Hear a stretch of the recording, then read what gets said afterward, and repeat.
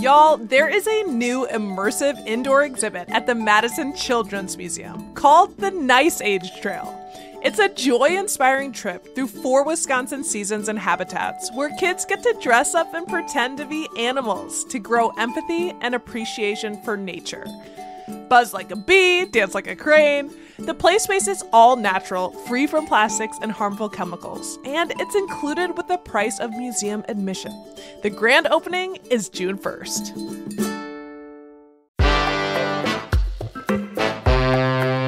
Today on CityCast Madison. Do you feel safe going to public events indoors? As a reminder, COVID-19 and the transmission of other airborne viruses are still risks for everyone in indoor spaces, and particularly for people with long COVID and the immunocompromised. So a new local org called Clean Air 608 has a mission to create safer event spaces for all. They are lending out certified HEPA air purifiers and CO2 monitors to Madison event organizers for free. We sat down with the founder of Clean Air 608, Tara Verma, to ask about their efforts and how the community can access their service. It's Tuesday, May 28th. I'm Bianca Martin, and here's what Madison's talking about. Tara, hello. Hey, how's it going? It's going pretty good. Excited to learn more about what you're up to. Tell us, what exactly is the Clean Air Club movement? And, what's the mission there? Yeah, so it started with Clean Air Club in Chicago, and there have been kind of spin-off orgs in cities around the country. But the idea is to create a lending library of clean air tools, so that includes HEPA purifiers, sometimes carbon dioxide monitors, to allow event organizers to host COVID-safer events, because unfortunately, COVID is still happening kind of on a larger scale than many of us want to think about, but we have tools that can make events safer and that can make it easier to gather without, hosting super spreader events. And so that really picked up momentum for a lot of folks who wanted to attend concerts, wanted to attend events, but don't necessarily want to risk their health to do so. And when did you guys get started? It's been about 6 months, I believe, for the Madison chapter. We are really just kind of a group of volunteers at this point, and we were able to crowdfund 2 pretty heavy-duty HEPA filters. So those have now been around for a few months, and they're making their way around events. And it's been really successful and really exciting to see how many people are interested in implementing mitigation measures at their events. Yeah. And so this is literally like a community resource that you all were like, we want to do community care. And now people can rent this out at events. You said you're getting a lot of requests. How many requests are you getting? Can you describe more about the demand? Yeah, so I'd say we get, kind of depending on the week, like 2 to 4 event requests. And sometimes there are conflicts, which is kind of a good problem to have. I think we're looking to add more equipment to the rotation just because there have been different event requests, and that includes things like dance parties. We've had open mic nights. We've had markets as well. And so it really is spanning different event types, which is huge. And I know that at least the Chicago chapter, they are focused really on concerts. I think because Madison is a smaller city, we're able to accommodate different event types and really be open to anyone who wants to take advantage of this. And we lend them out for free to try and keep it accessible. And yeah, it's been really exciting. Yeah. And so who are some of the organizations that you've been able to partner with, or people that are reaching out? 2 to 4 times a week that you're getting asked. That's great. It sounds like at least some people know about you. I'm just learning about you, about what you're doing, but I imagine word's getting around.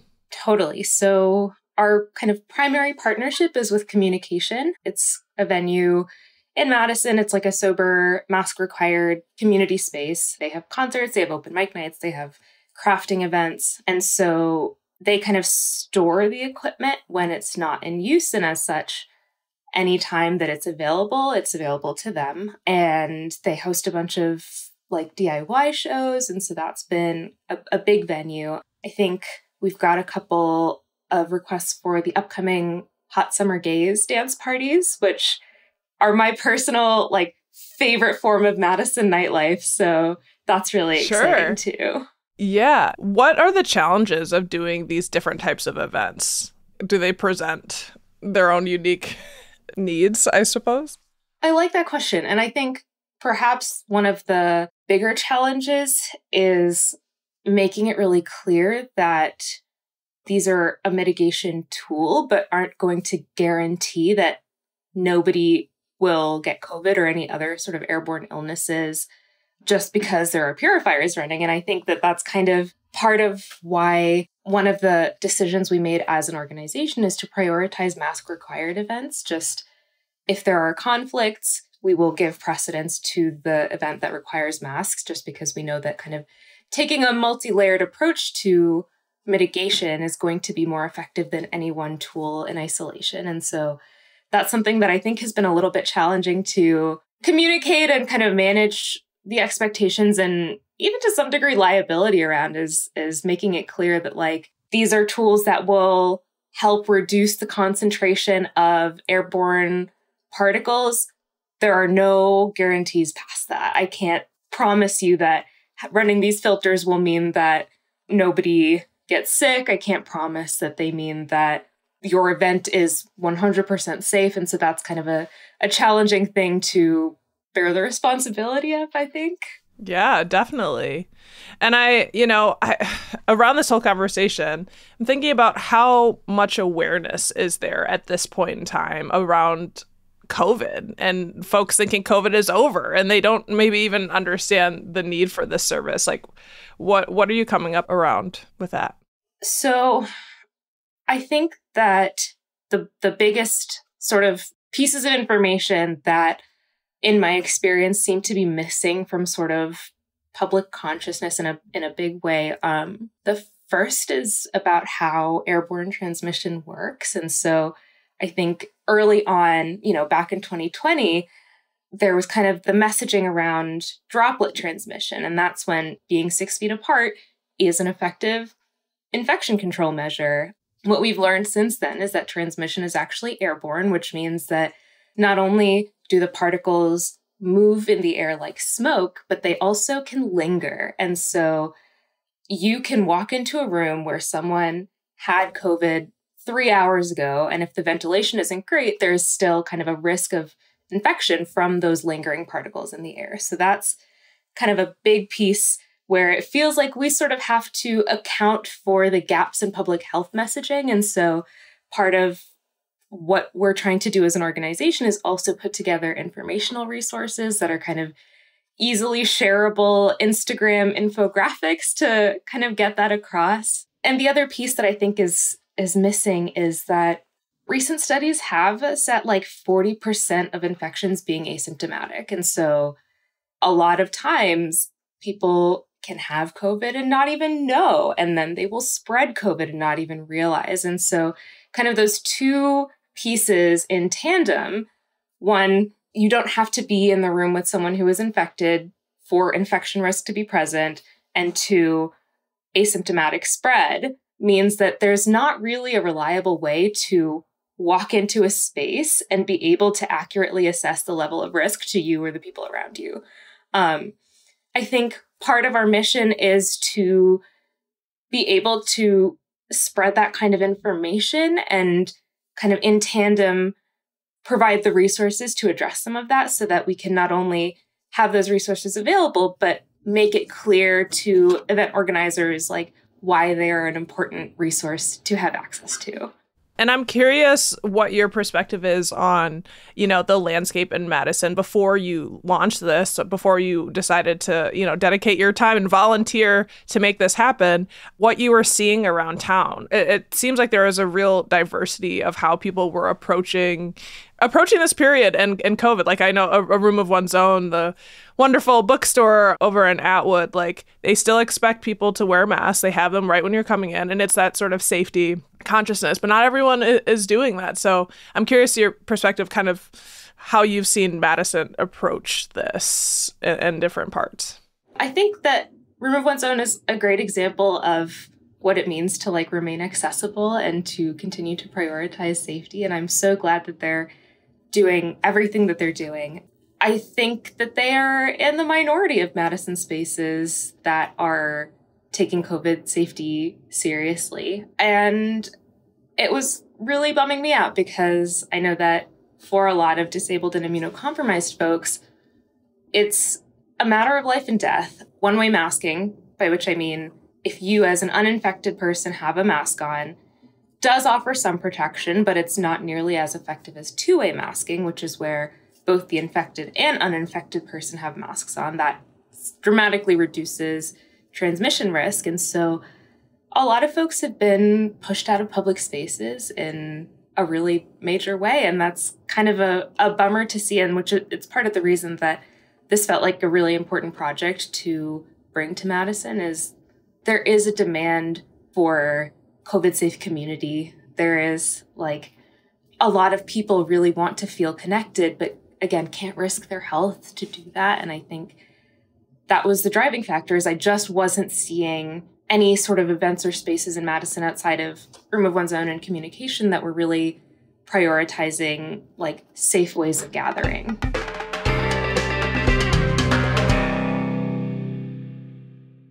You know, I've definitely heard from folks who feel left out, like folks who are disabled and immunocompromised in Madison when everyone's moving forward without them.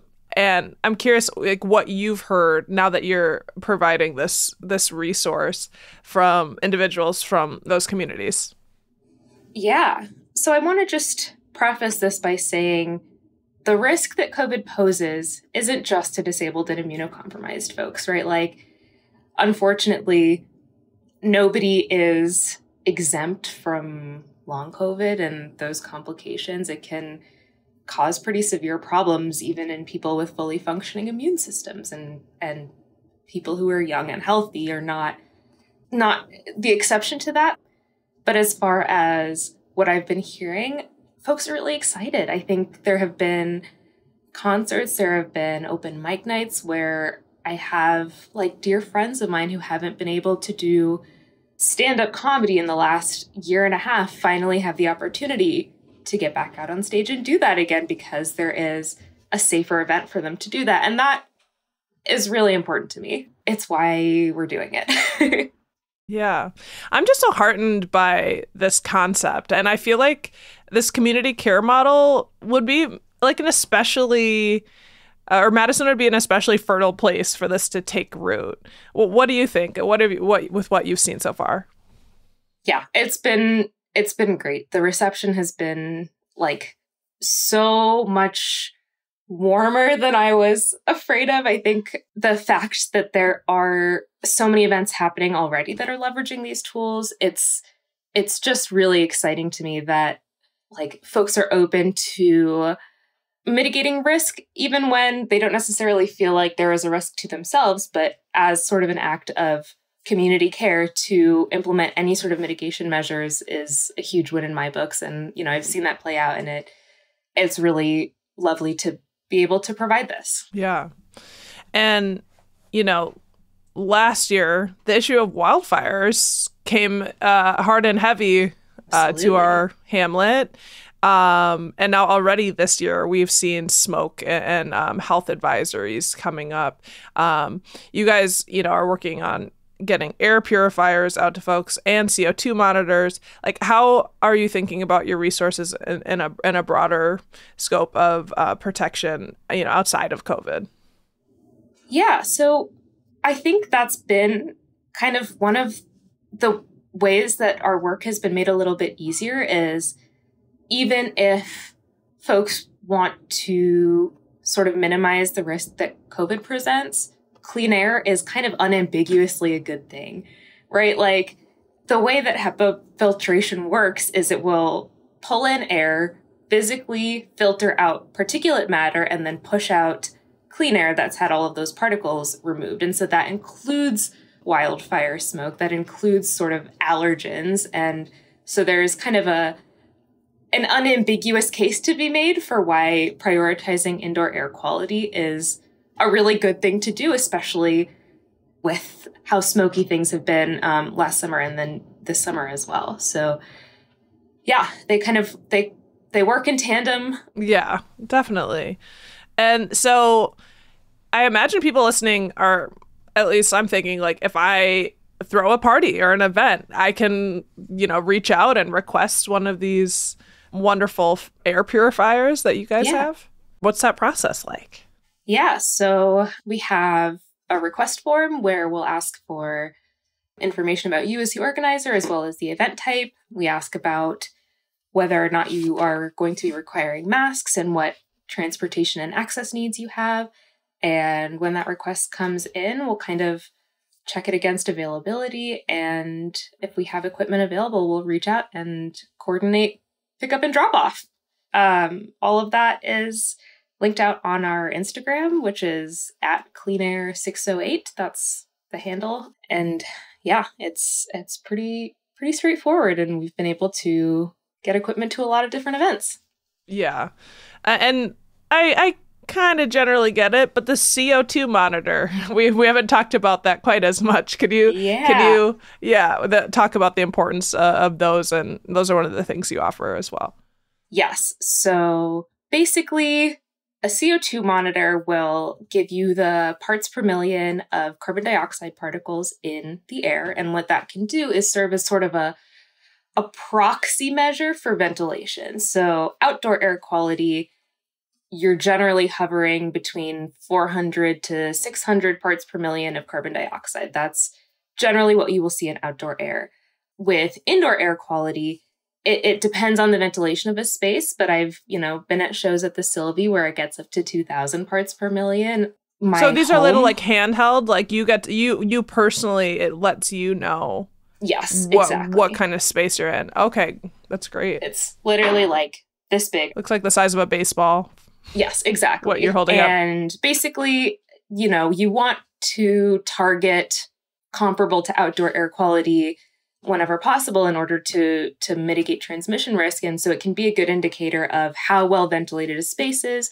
When those numbers crawl up, it's a really good time to open up some windows or crack a door in order to let those particles dissipate. And so that sort of, again, works hand in hand with the purification, which is physically removing particulate matter from the air to kind of overall improve your indoor air quality. Yeah. And you noted this at the top, but y'all had your first fundraiser and it was a success. You guys, you were able to acquire some equipment. What's next? Like, how can folks get involved if they want to help this very awesome community care that you're engaging in? Yeah, thanks. So we basically have a couple of different ways to help out. We'll be putting out a call for volunteers on the Instagram in the next couple of days. So that should be out in a moment where, as we're sort of picking up momentum, coordinating the logistics of pickup and drop off are getting a little challenging. So any volunteers who can help with like transporting equipment from events, super helpful. We're looking for a couple of volunteers for just admin work. So kind of staying on top of those requests and coordinating. And then our fundraising page is always open. So definitely open to monetary donations so we can add more equipment to the library and just keep growing and being able to provide these tools to more and more events. Well, Tara, thank you so much for coming on to tell us about Clean Air 608. Thank you for cleaning our air and looking out for the good people of Madison. You rock. Well, thank you. This has been so much fun. And yeah, you know where to find the request form for your next event. That was Tara Verma, founder of Clean Air 608. If you want to check out some of their equipment for an upcoming event, head to our show notes for a link. And in other news, we also care a lot about community here on CityCast Madison. We're trying to serve you, and we've got an ask. Our CityCast annual survey is out. This is a 6 to 7 minute web survey, and anyone who takes it will be eligible to win a $250 Visa gift card plus CityCast Madison swag. So won't you be my neighbor and fill it out?